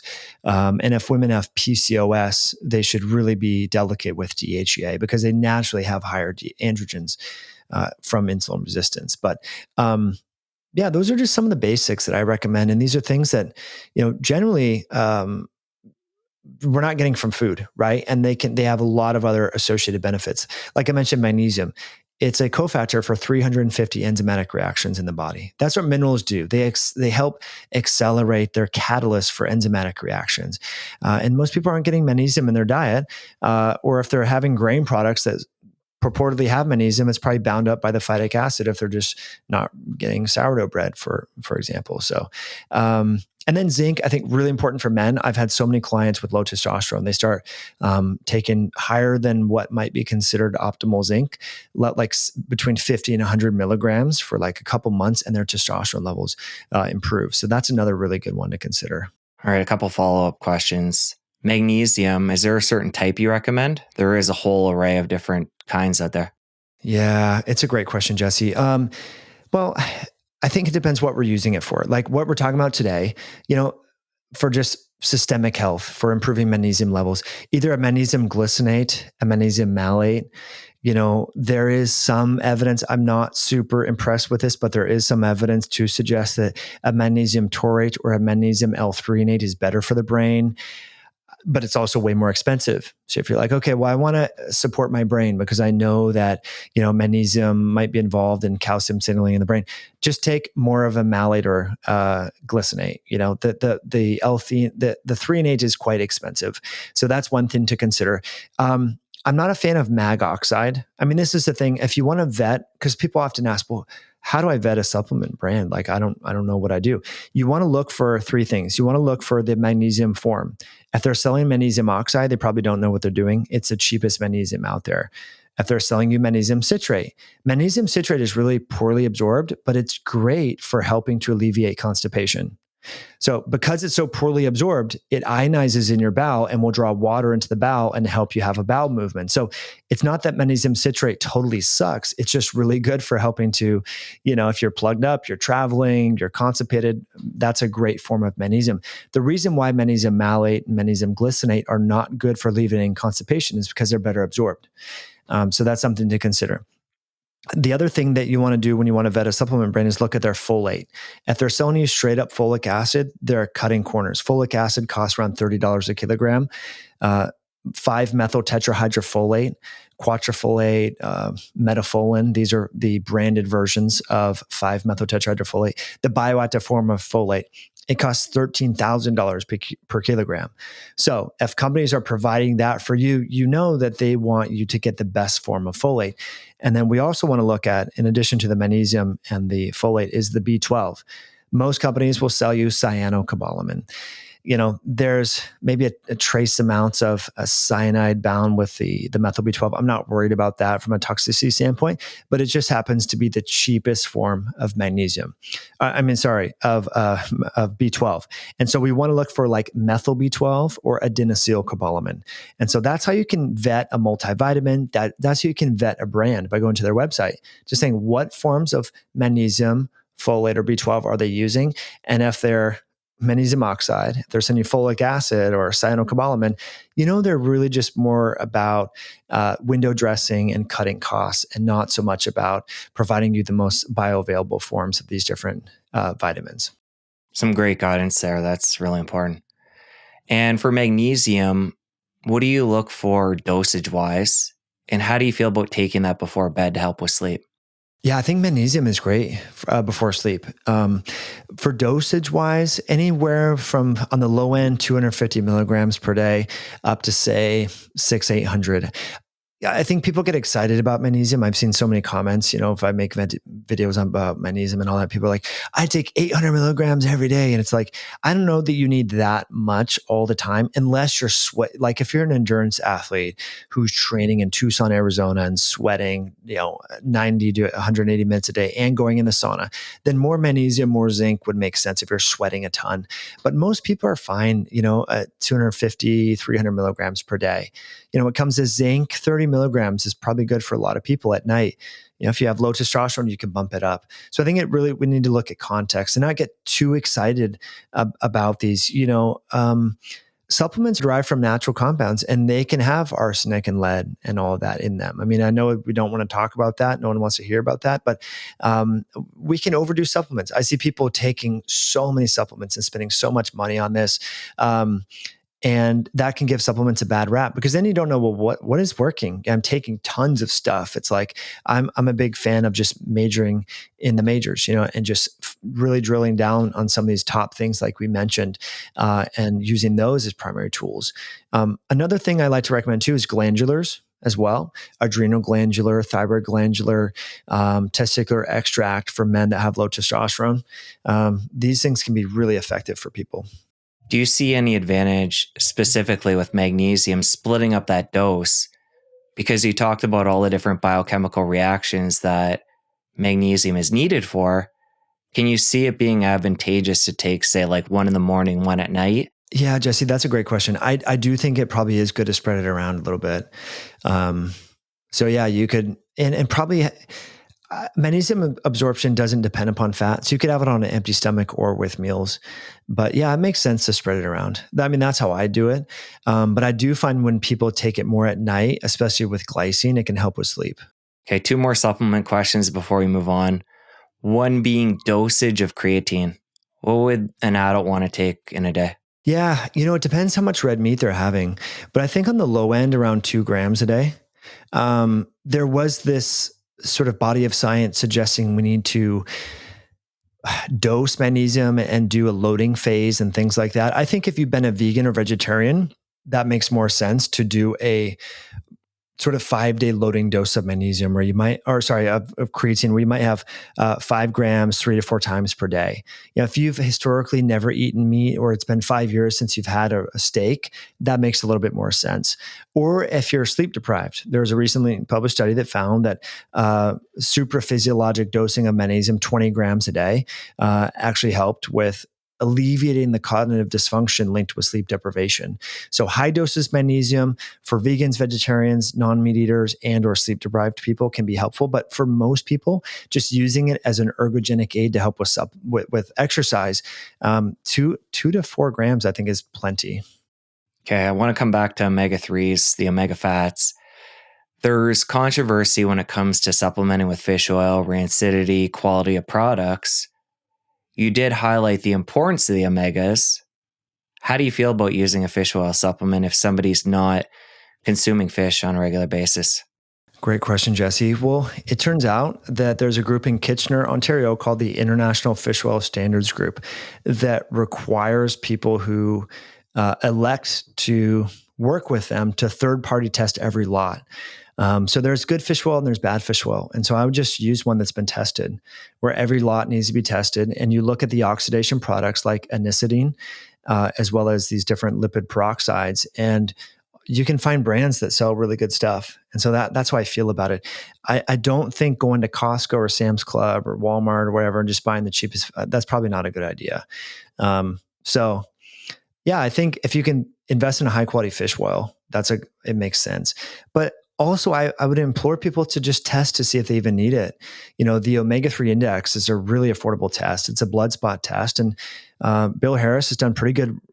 Him and some Walter something have done some research on the association with a low omega-3 index and greater risk for sudden cardiac death and having like arrhythmias.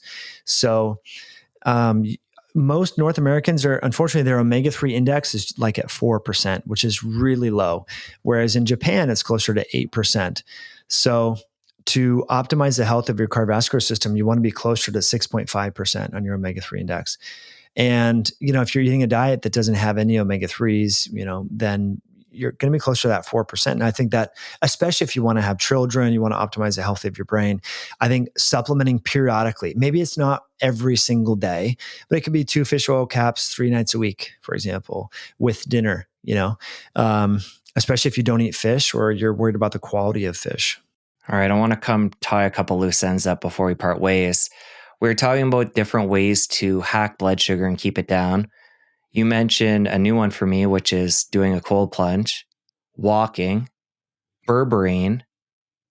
Any other hacks? A couple that come into my mind are having vinegar, the order that we eat our food in, but different things tying back to regulating blood sugar, tying back to the thesis of metabolic health that you could recommend. This one sounds super boring and it's not sexy, but just chewing your food more thoroughly. Research shows that people who eat fast compared to people who eat slow, and they enumerate that by looking at how many chews per swallow. It's around 30 to 40 chews per swallow. So instead of sitting there and counting 1 bite, 2 bite, 3 bite, just think like, okay, I'm going to have a spoonful or forkful of whatever I'm eating, and I'm going to put the fork or spoon down and just thoroughly chew my food for about a minute. And then swallow that bite and take another bite. And, Jesse, we naturally do this when we're eating with friends and family, right? We're not sitting there wolfing down food in 5 minutes when we're with our friends. We're having a bite. Hey, did you hear about what happened today? Or sharing this story. Like when we eat in groups, we naturally do that. So avoiding or minimizing like screen time while you're eating, trying to be really present, turn the devices off, and really be mindful. And just being part of the cooking process, you get some pre-meal insulin release, and that will help in the post-meal window when it comes to supporting metabolic health. So I think just slowing down while we eat is actually a great way to support blood sugar health and metabolic health.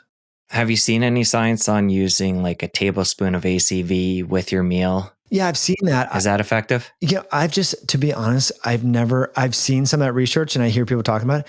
I've never done it before though. I have, but I haven't tested it. So I don't know how effective it is, but I think the research is quite compelling.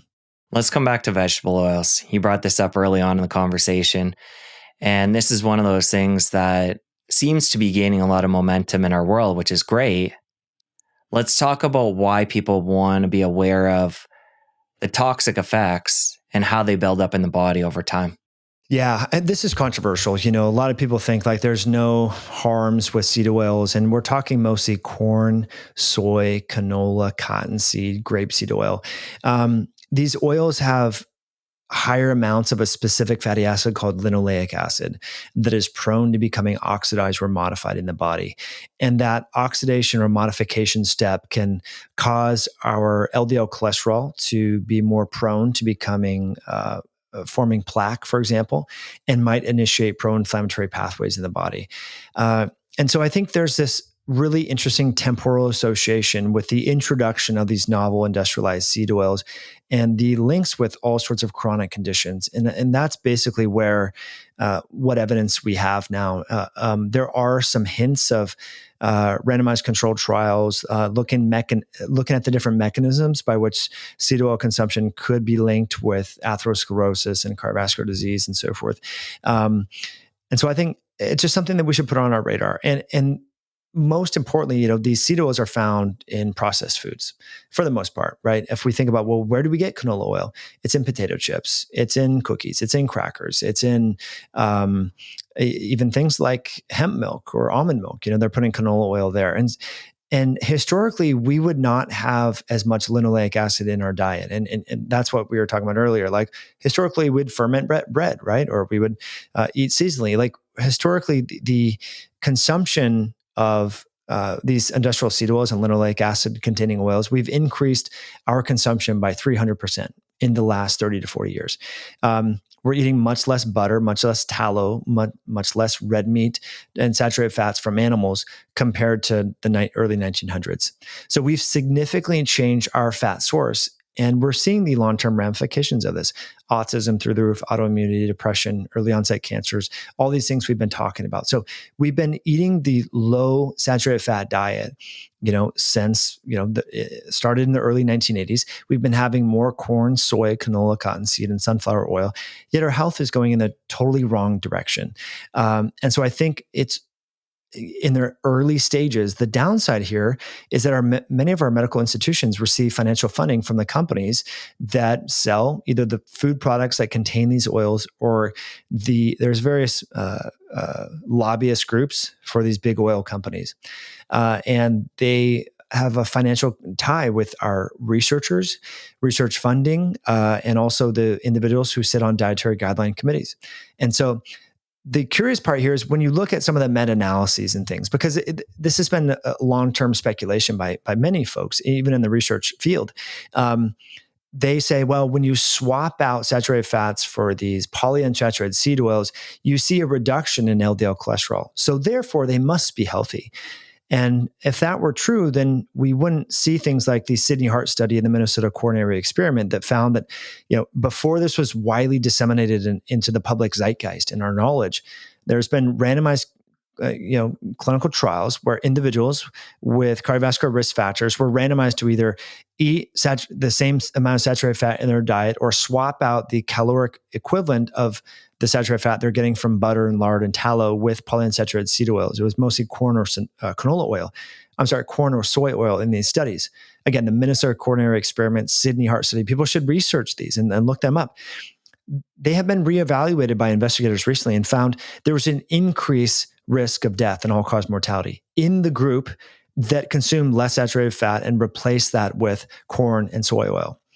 So, this just monomaniacally focusing on LDL cholesterol as the sine qua non of cardiovascular disease doesn't make a whole lot of sense when you start to look at these studies. And yeah, these people lower their cholesterol, but they die, a greater percentage of them die during the study duration. So why is that?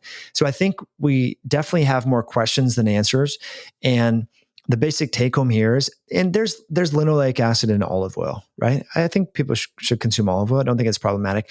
But again, the concentrations that the average person is getting is orders of magnitude higher compared to just several generations ago.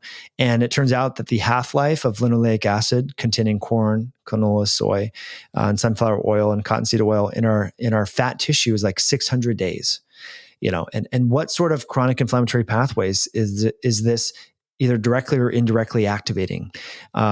Or what sort of stressor is this providing on the oxidation to reduction balance in our body and the free radical balance? So that's my thoughts on it is, most of these things are found in packaged ultra processed junk food. All you have to do is look at Oreos, Pop-Tarts, Pringles, Ritz crackers. I mean, it's canola oil, it's corn oil, it's sunflower oil, soy oil. So I think it's problematic and something that we should be focusing on. And lastly, I will say there was a study this was the British Journal of Nutrition 2018, looked at the fatty acid profiles. And this comes back to fish oil. And I think this will kind of solidify the fish oil conversation for people. They looked at the ratios and types of fatty acids found in the serum and red blood cell of vegans versus, vegetarians versus omnivores. So people eating meat versus people avoiding meat. And this is what was interesting about this study. There were significantly higher levels of arachidonic acid, which is a pro-inflammatory fatty acid, as well as linoleic acid in the vegetarian group compared to the omnivore group. Then they wanted to look at the other side of the equation, because we have anti-inflammatory fatty acids in our body that are derived from the very omega-3 fats from fish oil that we've been talking about this whole time. And these are these so-called pro-resolving mediator metabolites, the so-called SPMs. And the selective pro-resolving mediators, they are health promoting. They reduce inflammation in the brain. They do a lot of great things. Well, it turns out the vegetarians had zero concentrations when they looked at their blood, not undetectable amounts of pro-resolving mediators in their blood, compared to the omnivores who were eating eggs and butter and grass-fed meat and this and that. And so I think the bigger question is, well, why might that be? Because we know those signaling molecules are very helpful and they're linked with lower incidence of dementia and Alzheimer's. It could be that if you're having a diet that's rich in these highly oxidizable oils, that there's less downstream conversion, or that these anti-inflammatory signaling molecules are being used up, or what have you. So the point here, I think, is that we should just avoid them. We don't have huge randomized controlled trials. We don't have, honestly, this is in the early stages, but we've just wholesale accepted the fact that because soy, canola, cottonseed, sunflower, and corn, all lower cholesterol, that they must be health promoting. But now we have longitudinal studies. This was the Amoris cohort in Sweden, finding that people with higher cholesterol levels on their 65th birthday are more likely to reach 100 years of age compared to people with lower LDL cholesterol levels at 65. So there's not this real tight association with LDL cholesterol and mortality from all causes. And so I think just because, if you swap out, Jesse, if you go home today, you're like, look, I'm going to cut out butter, tallow, red meat, and saturated fat, and I'm going to replace those calories with soy oil, your LDL cholesterol will go down. But does that translate into better health and life expectancy? Probably not. And so that's what I think, the medical community is still just so focused on this LDL cholesterol reduction theory, and not considering the metabolic environment that causes LDL to become problematic in the first place. You make such a good point. We're not denying the fact that LDL will go down when these oils are introduced. It's just the fact that we need to make sure we have the right target. And that's what we need to further look into and discuss. And there's a lot of nuance to that discussion. Exactly. So we've done a good job till this point talking about a lot of the toxic foods, the seed oils, plant toxins. We know the vegan diet can be problematic. We've gotten into supplements. But for somebody that's been with us to this point saying, okay, what do I eat to create a balanced diet, regain my metabolic health? What would you say to them the foundation would be? Well, and this changes with the seasons. I mean, I hate to just prescribe what I eat to everyone, because my diet might change over time and we're all different. But I think we need to eat foods that we enjoy, whole foods. And we need to consider, just like, if you were to call Dave Ramsey and say, hey, Dave, I have $300,000 in debt and all this, but I want to take my family to the Bahamas. He's probably going to say, not a good idea right now. Save up for a year. So what we probably should be doing is saying like, okay, well, if I don't have metabolic debt, if you don't have visceral adipose tissue, you don't have belly, your waist circumference is small, you don't have high blood pressure, you have more buffer room or tolerance to eat fruits, vegetables and grains and carbs, tubers and things like that. But if you have some metabolic debt, then you need to sort of dial down a little bit more, in my opinion, on and focus more on protein and healthy fats, and have carbs on days where you're particularly physically active. And so let's focus on proteins first. How much protein do we need? This is where getting a DEXA is really nice. You get a DEXA, your lean body mass. These tests cost $100, and so you know how much muscle you have. And so you want to focus on around at least 1 gram of protein per kilogram of lean body mass. So that's a great target. Now, if you're a little bit overweight, if you're dieting, if you're in a calorie deficit, if you have insulin resistance, you might need more like 1.4 grams of protein per kilogram of body weight. If you're brand new to exercise, you need a little bit more protein while you sort of figure this out and stimulate your muscle and all that, closer to maybe 1.6 grams of protein per kilogram of lean body mass. You can do your DEXA, titrate protein. I think it's good to do that first. Then look at, okay, well, are we having lean protein? Do you love chicken? If some people just love chicken, it's like, okay, well, chicken is very low calories, straight up protein, not getting enough fat. Where are you going to get your fats from? Could it be avocado? Could it be egg yolks? Could it be butter? Things like that. And then figure out, well, how much carbs do you need to fuel your activities and feel good? And so I think working backwards from that lens. And so what does that look like more practically? I think honestly having eggs and avocado in the morning. And if you're really fit, you can have some sourdough bread or maybe some berries or some fruit or something like that. 3 meals a day. For lunch, I'm a big fan of red meat. So it could be a ribeye steak. It could be ground beef. I like to mix in fermented vegetables like fermented carrots, fermented beets, or kimchi with olives. Huge fan. Like that's really what most of our meals look like. Cooking with butter, cooking with lard or tallow. So that's something that we'll do. And then, for dinner time, it's very similar to lunch. It might be sweet potatoes. It might be turnips, butternut squash. The carbs will change on the season and things like that. Using the crock pot or slow cooker all the time, bone-in cuts of grass-fed beef or lamb, utilizing the bones to then make bone broth after the fact. So yeah, that's kind of what things look like. And then periodically you throw in the sourdough pizza or sourdough bread or whatever here or there on days where you're pretty physically active, so striving to just eat whole unprocessed foods. I mean, that's really what it comes down to.